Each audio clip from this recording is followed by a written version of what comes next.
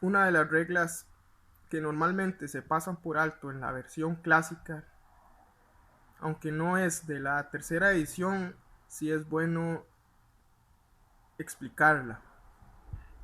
Como podemos ver, aquí sobre el tablero están los componentes que vienen en el juego.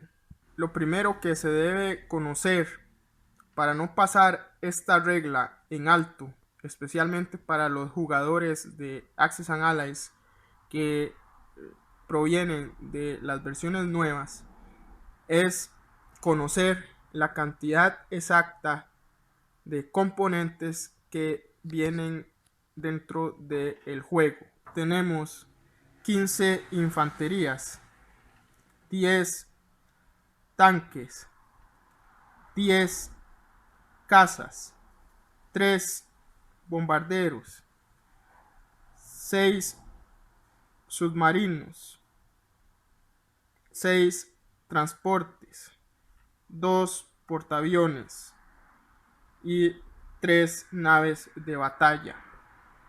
Tenemos 15 antiaéreas, 15 complejos industriales, 7 fichas de contadores de tropa de color rojo y 62 fichas blancas contadores de tropas de valor de 1. En el manual se nos indica cómo deben ir colocados las unidades dentro de las bandejas de plástico. En la página número 7 del manual de la primera edición, así como en el de la segunda, viene la forma en que se colocan las tropas dentro de nuestras bandejas, así como también los componentes dentro de la bandeja comunal y la cantidad por país de cada una de las unidades. ¿Por qué es importante saber esto? No es solo por el valor de coleccionismo de esta edición, sino porque las reglas estipulan que solamente puede haber un máximo por país de 15 divisiones de unidades de infantería, 10 divisiones de tanques, 10 divisiones de aviones y así con las demás. ¿Qué quiere decir esto? En pocas palabras, quiere decir que solo podemos tener en todo momento 15 infanterías de nuestra nación en el tablero. No podemos tener más, no podemos agregar más piezas nuevas de otras unidades.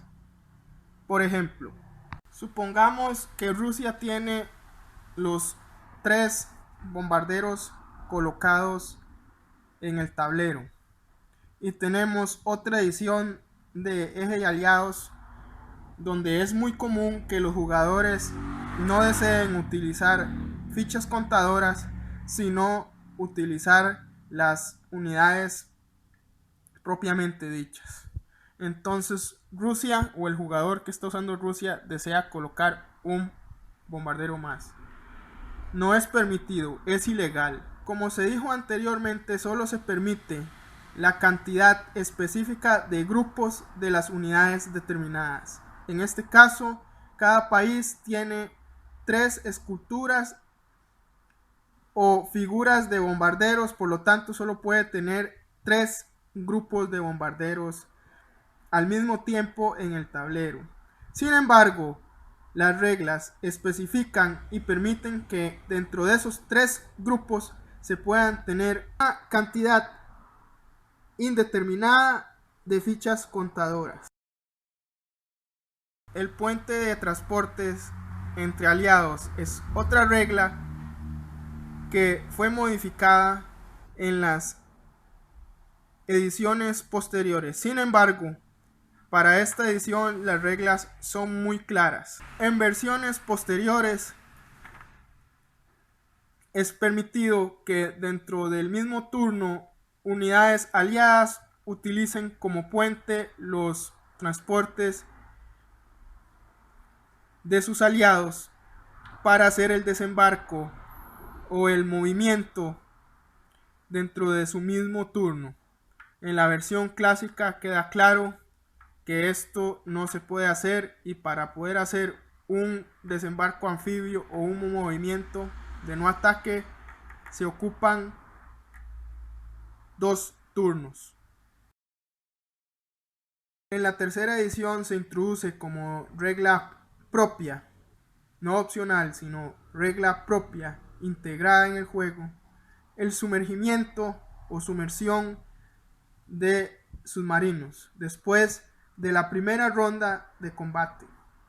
Por ejemplo, el caza ruso desea atacar el submarino que está en la zona de agua aledaña a Japón. Habrá una fase de combate. Luego de esto, el dueño del submarino podrá escoger si el submarino se sumerge. Entonces, una vez realizada la primera ronda de combate, el dueño del submarino puede indicar que este se sumergirá. El submarino estará sumergido por el resto del turno del atacante. Se puede doblar la unidad o volcar, o si se tiene una ficha hecha, pues no viene en el juego, se puede colocar debajo del submarino. Las reglas de la tercera edición ahora permiten que pueda haber más de una unidad antiaérea en un territorio.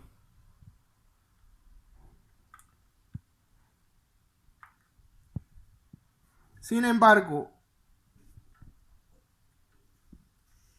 en la fase de combate, solo una unidad efectuará la defensa. La otra antiaérea permanecerá en su lugar en el territorio del dueño.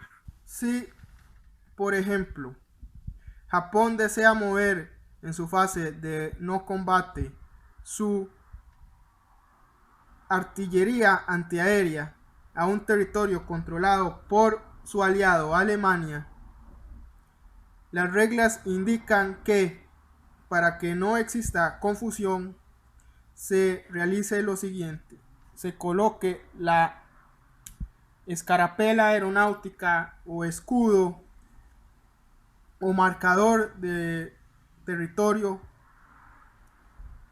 y encima se coloque la unidad antiaérea. Esto para evitar confusión y señalar a quién le pertenece cuál unidad. Si otro país enemigo logra conquistar o retomar el territorio, las 2 unidades antiaéreas estarán bajo control de el atacante, en este caso la Unión Soviética. Las reglas de la tercera edición permiten que durante un desembarco anfibio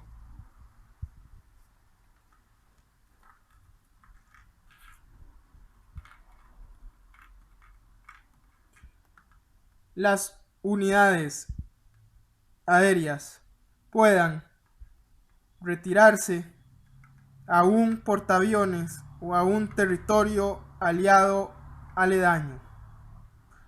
Solo las unidades aéreas pueden retirarse de un ataque anfibio. Las unidades terrestres no pueden retirarse y tendrán que ganar el combate o ser destruidas completamente. En esta edición del juego se permite atacar territorios neutrales. Durante la fase de combate se pueden invadir territorios neutrales. Sin embargo, hay que pagar una multa de 3 certificados de producción industrial. El pago debe realizarse de forma inmediata al banco. Esto quiere decir que debe sobrarnos dinero de la fase de compra de unidades para poder realizar este movimiento.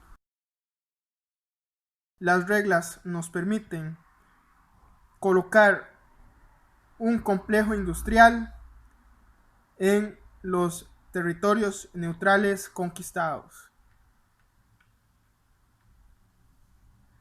Solo se puede producir una unidad nueva por turno en ese complejo industrial. El territorio neutral conquistado no proporcionará certificados de producción industrial alguno. El valor de todos los territorios neutrales en el tablero es 0. Se aclara que no se pueden colocar industrias en las islas. Las únicas islas en las que se pueden construir complejos industriales son Japón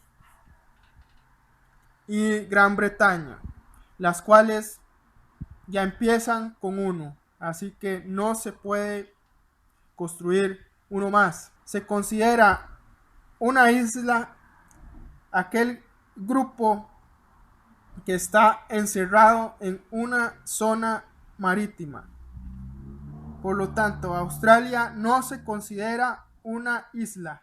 Se puede construir ahí. Madagascar francés no se considera una isla. Se puede construir ahí.